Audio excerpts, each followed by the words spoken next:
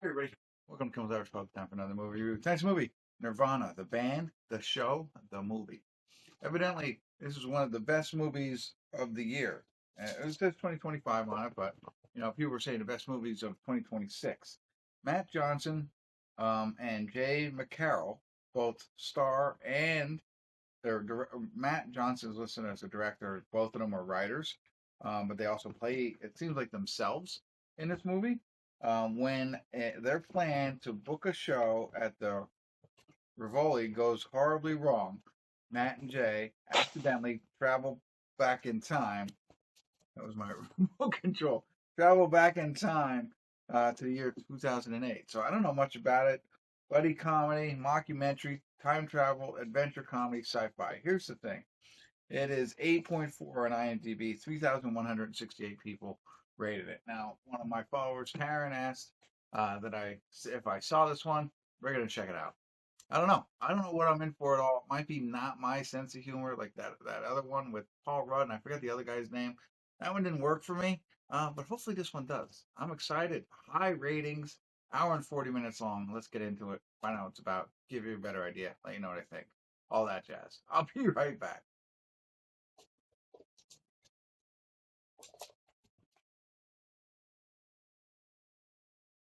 Hey everybody, we're at the credits of Nirvana, the band, the show, the movie.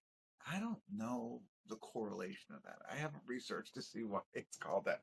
I mean, it's about two friends, and they did want to be called Nirvana, the band. That's referenced in the movie, but I don't know if there's a deeper meaning, if these people have some more, I don't know, more roots that I'm not aware of. They are Canadian artists, if you will, writer, producers, actors. The two guys did the whole thing, and it takes place in Toronto, or at least that's what it seems like. That's what they lead you to believe.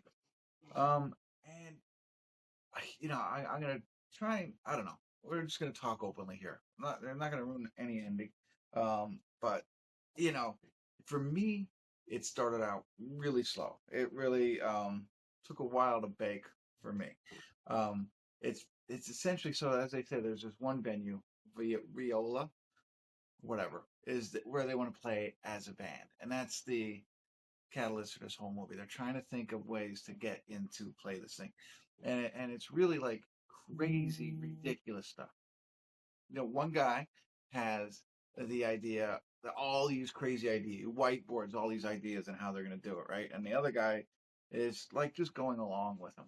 And it's so crazy, like skydiving into a stadium to say, "Hey, we're playing the Viola tonight," or whatever the name of the place is, Viola, and come see us, even though they don't have a gig. Like it's like crazy, and it's just like I don't know what the name of that humor is, but I don't know. It was really over the top kind of stuff, and it just wasn't. It was okay, but I wasn't like, okay, if this whole movie's like this, um, you know, I just didn't get it. And the other guy is like, he's getting annoyed essentially with his best friend because he's got these crazy ideas, and although he's going along with him, he really wants to, go and make music on his own. So that's what we got, right? You got the really bad best friend, although the other best friend's crazy, but he's trying to come from a good place. And the bad best friend's being very selfish and looking for himself. So it's like, I'm not feeling great about it. But it takes a while, and then it starts to work on you, I think, in my opinion. And no way. Okay, so there's post credit scenes.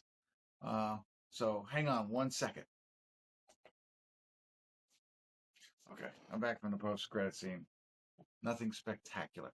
So, but anyway, um, so as it starts to, they build this time machine, and then the whole movie references Back to the Future. They even at one point say, if anybody sees this in the theater, if you're lucky enough, it's going to be a copyright nightmare because it's just like they build an RV that's like the DeLorean, and they're traveling back in time, and so they're doing all these different things, and then creating different things and referencing the butterfly effect, right? And so as that starts to happen, it I don't know, it kind of starts to grow wings and become more interesting.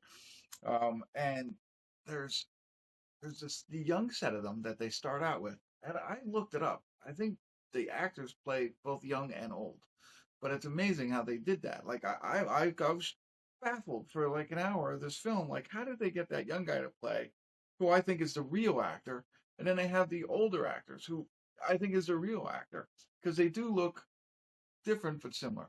I don't know. That I thought that was interesting, and I also think of the talent of these two because I look at the history of them. I don't see a lot of credits for these two, right?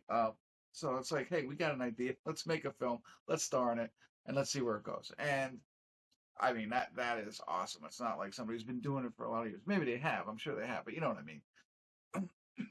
Anyway, the other piece, and this is where I'm kind of going to give a little bit away because I think um, I really enjoyed this aspect, and this is what put me over the edge. You know, like I didn't like the way it was going for a lot of the movie. I thought they were talented, but it wasn't my cup of tea.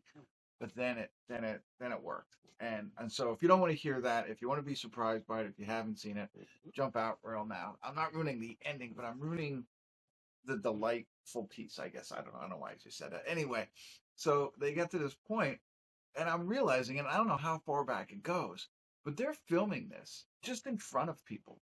They're not using extras. You know what I mean? You can see it when they go to like tie, like they do, the Back to the Future where he has the electrical cord from the top of the tower and plugs it in, whatever, and that's their plan to do. As they're doing that, you can see people genuinely looking at them like, what are you doing? They have cops coming over to them, and they stay in character. And that, I mean, it wasn't a laugh out loud, but I was like, this is real. You know what I mean? And from that point on, that's when I noticed it. You could see it.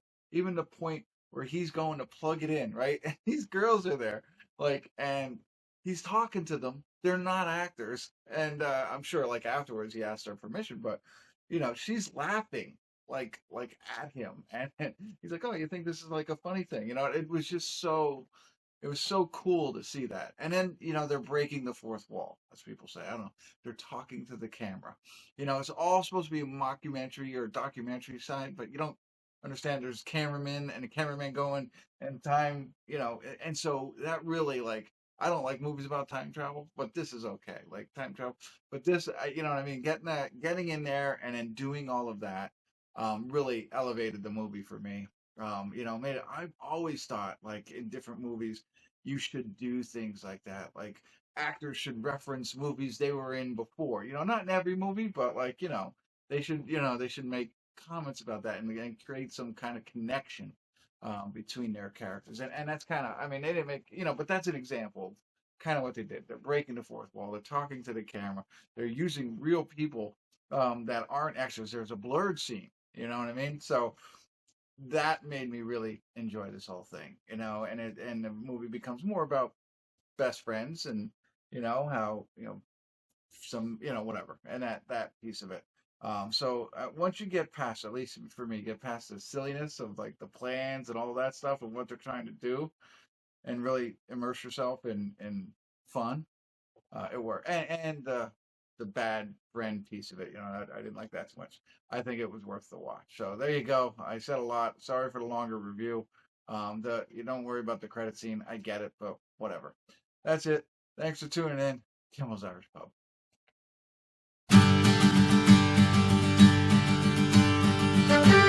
Thank you.